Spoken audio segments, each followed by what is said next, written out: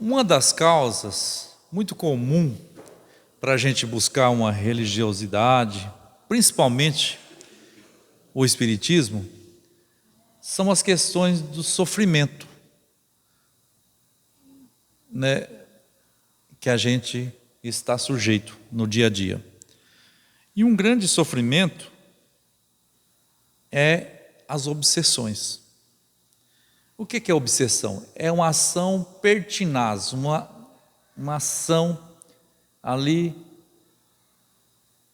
o tempo todo, de um espírito sobre o outro. Isso pode ser do encarnado para um encarnado, que é muito comum a gente ver, né? As pessoas ali controlando o outro, fazendo o outro viver a vida deles e gerando sofrimento, sofrendo e fazendo sofrer, porque estão amarrados no ódio, né? Na vingança, no controle. Isso não é bom para nenhum lado, né? Pode acontecer da gente obsidiar um espírito, um inimigo que já se foi, né?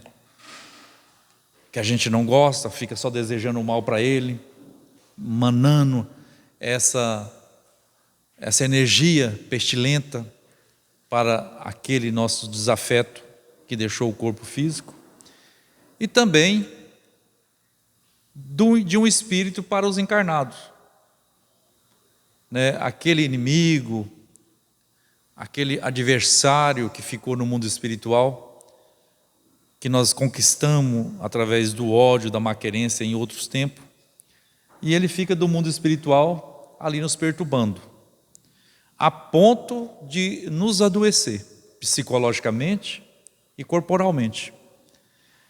Uma das grandes causas das doenças é essa pandemia gerada pelas obsessões. Por isso o Espiritismo vem nos ensinar como a gente livrar-se das obsessões, para reatar, refazer as amizades perdidas, perdoar os inimigos, porque nós também somos inimigos de alguém, né? E a gente quer perdão, quer ser aliviado, e o outro também, que está a caminho conosco, também deseja isso de nós. Então o Espiritismo vem nos ensinar que a grande chave para a libertação é o perdão, né? É fazer de outra maneira, é oferecer a outra parte, a outra face que a gente já tem. Talvez essa inimizade foi conquistada há centenas de anos, e essa perseguição ela vem rolando. Quando não é um, é o outro. Não, ele fez comigo, agora é minha vez. E aí a gente vai postergando a liberdade, a paz e a tranquilidade, por nossa conta. E também tem a obsessão de espírito para espíritos. Aqueles mais fortes, mais assíduos, mais inteligentes, eles obsediam uns aos outros também na espiritualidade. Assim como nós fazemos, né? Com os mais fracos aqui na terra, nos escravizando, e mil e uma maneira de fazer. Hoje as mulheres já estão se libertando do cativeiro do masculino, mas era muito comum a mulher ser obsediada a vida toda, né? Ser um objeto do masculino. E com a chegada do cristianismo, os exemplos que Jesus deu, né, acolhendo a mulher como filha de Deus, tanto quanto o homem, isso vai gerando um efeito nas leis humanas. Nós estamos aproximando do Cristo em tudo, inclusive nas leis, o amparo aos necessitados. Então isso vai suavizando as obsessões, até um ponto que a gente estiver vivendo a lei natural, a lei, que a vida de Jesus é a lei natural, ele vivia a lei natural, a lei divina. Até as nossas leis aproximar ou igualar as leis divinas. e a gente cumpri-las, aí nós estaremos livres do ódio, da perseguição, estaremos abraçados uns aos outros, como irmão, como cidadão, como nação, como o mundo inteiro, né? É essa a proposta do Evangelho, essa a proposta do Cristo para os homens na terra. Vai acontecer? Vai. Quando? Depende só de nós. Depende só de nós. Se eu mudar, o mundo todo muda, né? A gente costuma esperar que o mundo muda para a gente mudar. Não, é eu que tenho que mudar para o mundo mudar. Mudar a nossa visão, silenciar, mesmo que dentro a gente está gritando, diante de um insulto, diante de uma perseguição, principalmente quando a gente levanta para o trabalho do bem, principalmente esse bem que tanto nós necessitamos, a gente levanta para realizar esse trabalho, vem uma chuva de adversário, contrários a esse trabalho que a gente está fazendo. E isso gera muito sofrimento para a gente, inquietude, né? Dificuldade. E a gente tem que agarrar firme nas orientações que o Evangelho traz, agora clareados pelas explicações que o Espiritismo nos propõe, sem demagogia, sem promessa, fantasiosas. É trabalho mesmo. Não tem como o outro fazer por mim, né? A gente vê nas narrações do Evangelho o próprio Cristo orientando para isso.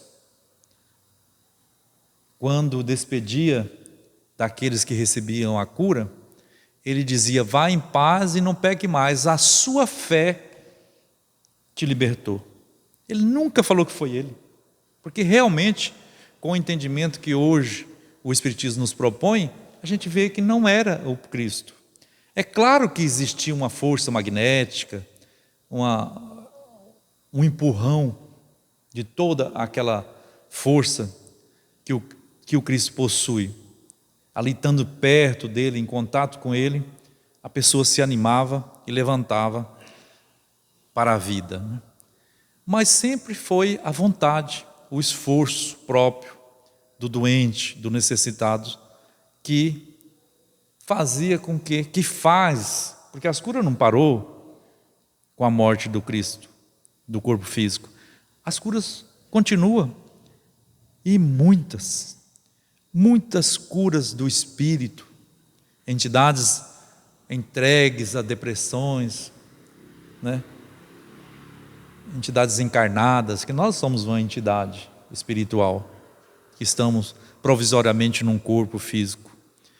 Quantos de nós aqui que já oferece algum trabalho, alguma condição para o funcionamento dessa casa e de tantas outras igrejas, chegaram numa situação difícil na escola, no lar que os acolheu, e através do entendimento, de sentir o Evangelho, a gente vai libertando das doenças psicológicas, da tristeza, da depressão, e aí, como gratidão, a gente já oferece um pouco daquilo que possui, porque todos nós temos um pouco para oferecer. Uns têm mais, outros menos condições, mas qualquer um de nós aqui tem condição de oferecer um pouco como forma de gratidão no trabalho com Cristo, porque o Cristo nunca dispensou as mãos ativas dos seres humanos, dos colaboradores, desde o mais alto até o menor das criaturas. O Cristo não dispensa essas mãos benfeitoras quando é feita com gratidão, com amor, com benevolência. Aí esse trabalho é realizado com o Cristo, para nós mesmos. Nós não trabalhamos para o Cristo, nós trabalhamos com o Cristo para nós mesmos. É assim que o discípulo trabalha. E para a gente entender um pouco a respeito de obsessão, como que funciona, como que isso pode terminar. Vamos pegar o livro aqui, Missionários da Luz, que é da psicografia de Chico Xavier, através do espírito André Luiz. Ele tem uma série de livros, e é bom que esses livros sejam estudados por nós, para a gente entender as mais diversas situações que acontecem no mundo espiritual. Porque a gente pensa que as curas, aquela ajuda que nós recebemos, pensa que é assim, né? Que não há um trabalho da espiritualidade. Nesse livro, Missionários da Luz, tem um capítulo chamado Intercessão, que é fantástico. A gente fica até constrangido, depois que entende, de ficar pedindo qualquer coisa. Principalmente aquelas coisas que a gente já pode realizar. Pedindo para a espiritualidade, para Deus, para fazer para nós. Porque a gente percebe o trabalho que é realizado para um socorro a um coração amado. Seja diretamente ou porque alguém muito querido solicitou esse socorro. Então, porque nós podemos fazer muito por nós mesmos, pelo outro, nós já podemos, porque já temos o Cristo como baliza das nossas vidas, e o Espiritismo como a luz que clareia aquilo que estava no escuro até então. Então esse capítulo é o 18, o título é Obsessão. Ele vai narrar aqui, eu vou ler só uma parte, é ler mesmo, porque não tem como nem acrescentar nada aqui, porque André Luiz é um verdadeiro repórter do mundo espiritual, e ele vai fazendo esse trabalho para nos informar como que é realizado esses trabalhos na espiritualidade, numa casa espírita séria, numa igreja de qualquer nome, desde que ali ou aqui esteja pautados os trabalhos na proposta do Cristo, porque aí faz diferença, né? Ele diz assim: aconselho de orientadores experimentados, o agrupamento aqui Alexandre é o benfeitor, no qual André Luiz está acompanhando, para ver e registrar e nos informar os diversos trabalhos realizados pela espiritualidade. Então Alexandre é o encarregado desse grupo de espíritos que realiza esses trabalhos, e André Luiz está acompanhando ele, pegando as orientações que ele passa. Ele vê acontecer e ele pergunta aquilo que a gente tem vontade de perguntar para saber. Ele faz essa pergunta por nós. É muito rico essas narrações que André Luiz faz desses trabalhos no mundo espiritual. Então, aconselho de orientadores experimentados, o agrupamento a que Alexandre emprestava preciosa colaboração, reunia-se em noites previamente determinadas para atender aos casos de obsessão. Era necessário reduzir, tanto quanto possível, a heterogeneidade vibratória. Então, para ficar mais homogênea, reduzia-se a plateia no dia do tratamento espiritual, o que compelia a direção da casa a limitar o número de encarnados nos serviços de benefício espiritual.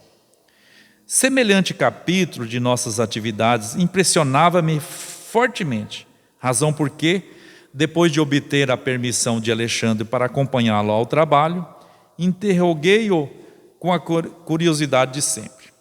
Ele vai perguntar: todo obsidiado é um médium na acepção legítima do termo?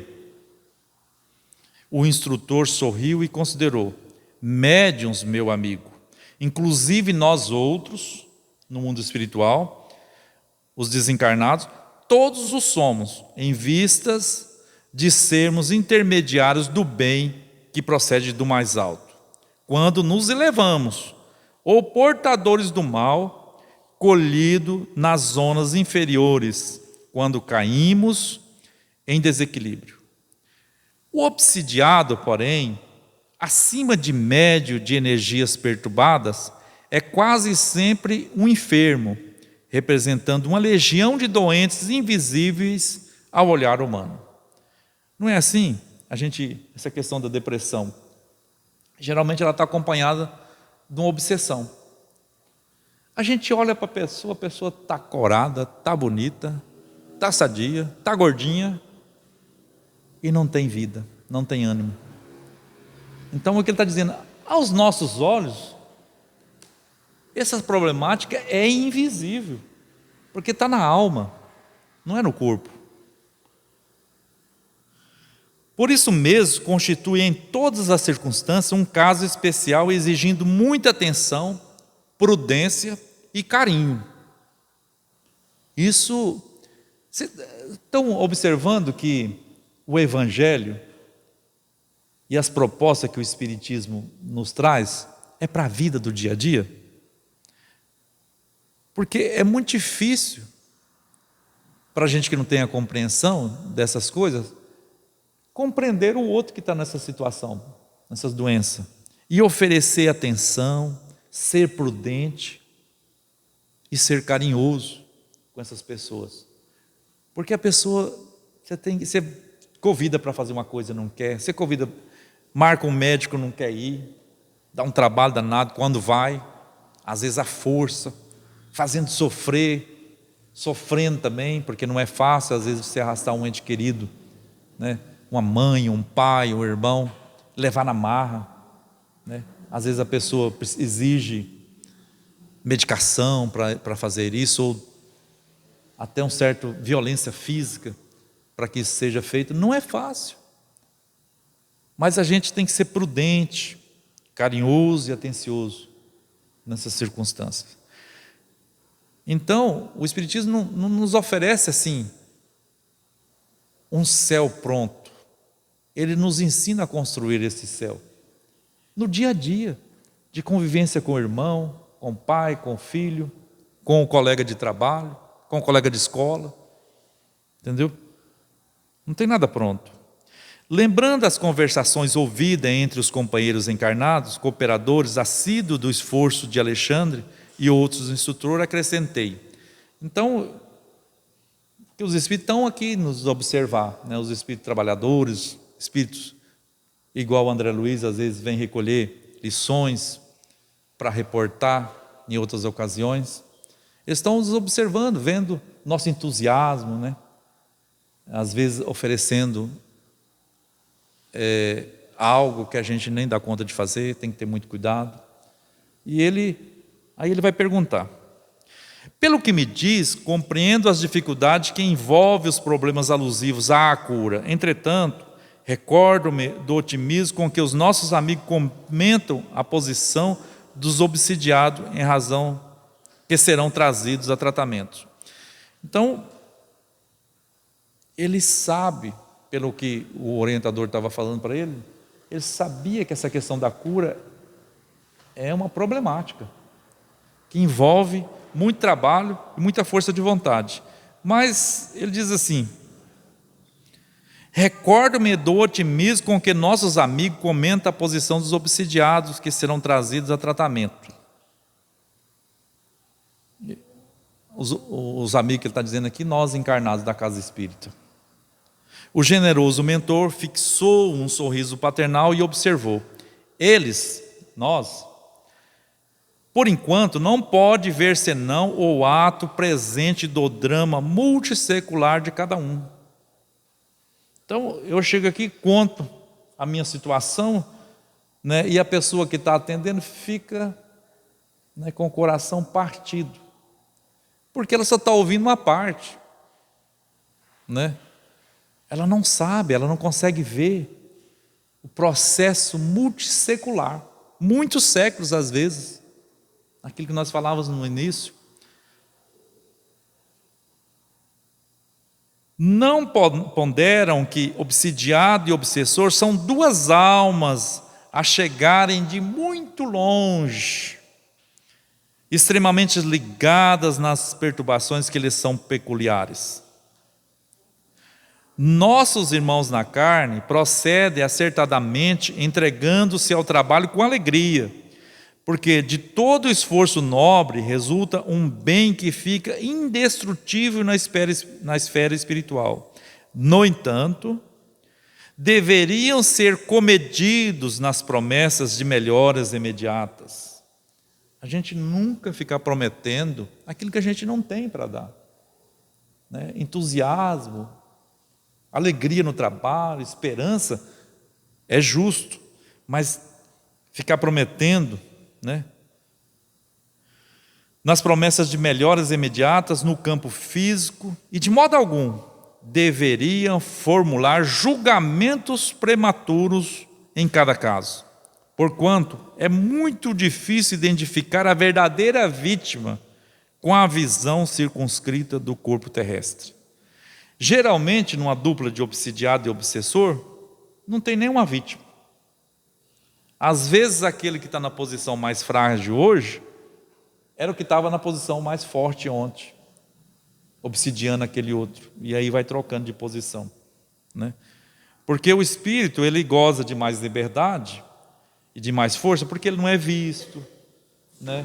Ele age sutilmente na nossa mente, vai nos envolvendo na tristeza, no remorso, na revolta, no ódio, né? E aí fica muito difícil, porque quando é um encarnado, a gente foge dele, muda de rua, muda de cidade, fica mais fácil. Agora, quando é um desencarnado, para onde a gente for, se a gente não mudar o campo de vibração nossa, né, ele nos acompanha. Vamos acelerar aqui, porque senão não acaba. Depois de pequena pausa, continuou: também observei o exagerado otimismo dos companheiros. Ele está dizendo, eu também observei isso, vendo que alguns deles, mais levianos aqui, não é no sentido pejorativo, levianos é aquele que não tem muito compromisso com a verdade, não entende, né? Aí fica fazendo promessas. Chegavam a fazer promessas formais de cura às famílias dos enfermos. Claro que serão enormes os benefícios a serem colhidos pelos doentes. Todavia, se devemos estimar o bom ânimo, cumpre-nos desaprovar o entusiasmo desequilibrado e sem rumo. Aí ele pergunta, já conhece todos os casos que vai ser tratado nessa noite? Todos, respondeu Alexandre sem hesitar.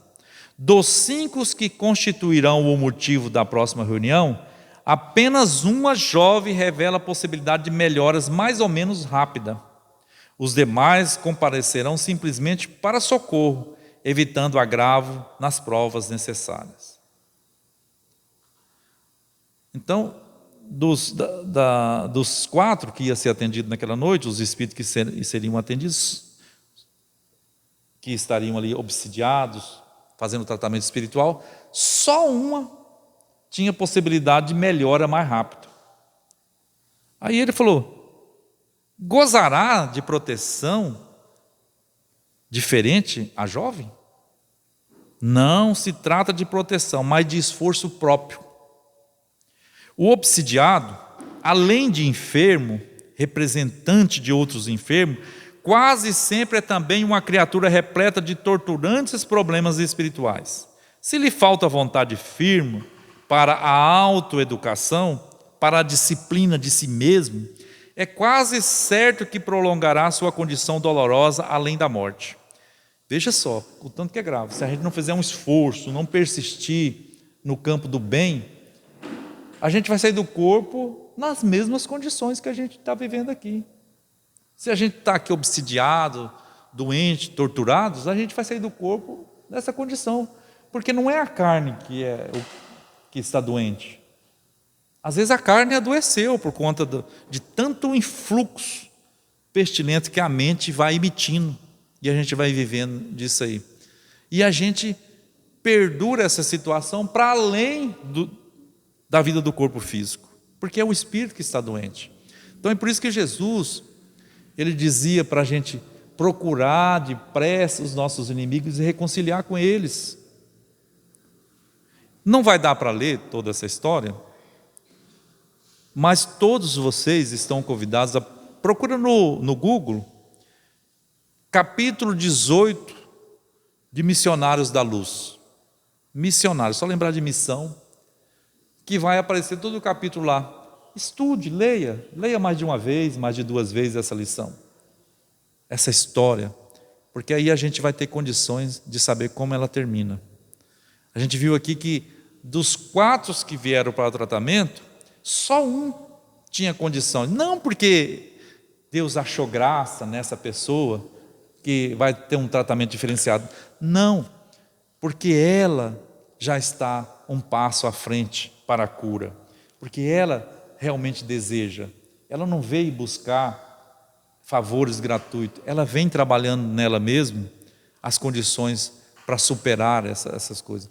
Porque como que você livra-se de um inimigo? Matando ele? A gente não morre. É oferecendo um copo de água quando ele está com sede. Essa é a receita do Cristo, não é minha não. É dar um pedaço de pão quando ele está com fome. É oferecer a outra face quando ele nos agride. Não é dar o rosto, se a gente levar um tapão por aí, para não, agora bate do outro lado. Não, isso é bobagem. Que ele vai bater e vai ficar feio para nós. E vai ficar feio para o Cristo, porque não era isso que ele estava falando. Oferece que você já é uma pessoa melhor. Começando hoje, dentro de casa, na relação íntima com os seus. Silencia quando é insultado. Você já tem essa condição. Eu já tenho essa condição. E é bom a gente fazer, porque isso vai gerando tranquilidade, harmonia. Às vezes, nos primeiros tempos, vai ficando sem assunto dentro de casa. Porque a gente estava tão acostumado a ficar só discutindo, só brigando, parecia que tinha tanta conversa, tanto assunto, né, Cecília? Mas era só discórdia. Aí vai passar uns tempos assim que a gente vai ficar 5 minutos, 10 minutos, sem falar um com o outro, um olhando para o outro, assim, sem ter assunto, né? Aí depois vai nascendo os assuntos do amor, a intimidade do bem um com o outro, a harmonia, o silêncio e a paz, porque é tudo que nós procuramos, porque nem sempre falar significa harmonia ou assunto. Dependendo do que a gente fala, melhor nem falar. E a gente tem condição já de observar o que a gente faz, o que eu sinto com a presença do outro, o que o outro faz. Por que tudo que o outro faz me irrita? O problema é ele? Não, é eu.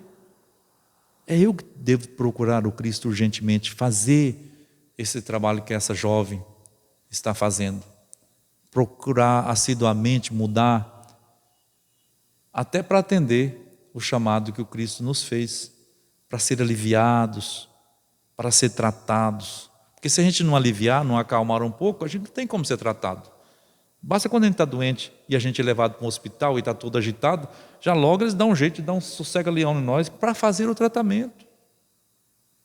Então nós precisamos acalmar nosso sentimento, a nossa alma, para que a espiritualidade nos alcance, para nos ajudar, ensinar, mostrar, dar exemplo de como fazer diferente para a gente ter uma vida mais feliz. Que Deus nos abençoe e nos ajude. E nós vamos passar para o estudo do Evangelho com a nossa irmã Cecília.